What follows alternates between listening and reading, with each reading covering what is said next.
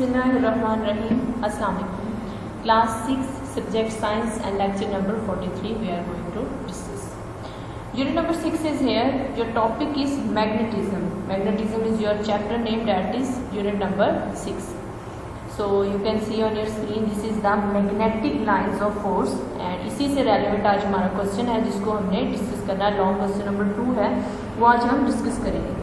First of all, we have to clarify what the magnetic lines of forces and the lines of force act when and where, why, what will happen into these forces. There are some facts that we can discuss.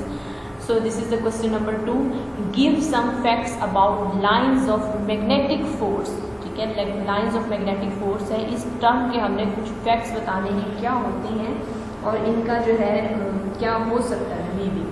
So first of all we will discuss about this and then we will see the diagram according to this. Answer is the lines of force. First thing is travel from north to south pole of a magnet. ठीक है, जो north pole होता है, you know there are the two poles of a magnet. One is the north pole and the other is the south pole. So the travel from north to south pole of a magnet. ये देखें आप, ये जो है this is the north pole and this is the south pole of a magnet. So they are traveling from north to south pole. Second thing is do not divide into two or more lines but each of them remain as one line.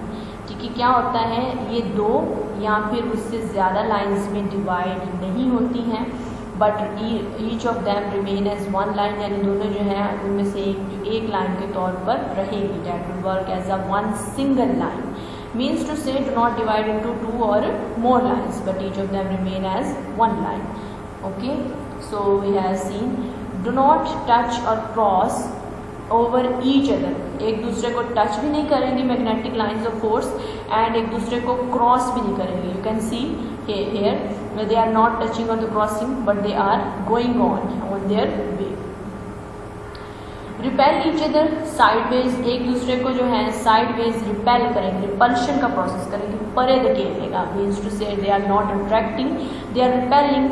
Repel करना होता है परे धकेलना. एक दूसरे को repel करेंगे तो इनका मैग्नेटिक लाइंस ऑफ फोर्स का प्रोसेस जो है वो अच्छे से हो सकेगा. If they would attract each other, अगर अट्रैक्ट करना शुरू हो जाएंगे then it will be destroy और ये सारा जो है प्रोसेस खराब हो जाएगा. Become more crowded when a magnetic substance is placed in their path. अगर इनके रास्ते में हम कोई मैग्नेटिक सब्सटेंस रखते हैं तो क्या हो जाएगा, ये ज़्यादा से ज़्यादा क्राउडेड हो जाएंगे. ठीक है, पुरजों हो जाएगी.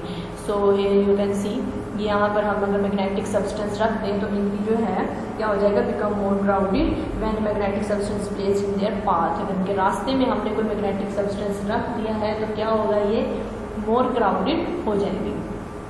Okay students, lecture ends here. We will meet with new topic and new lecture. Allah Hafiz.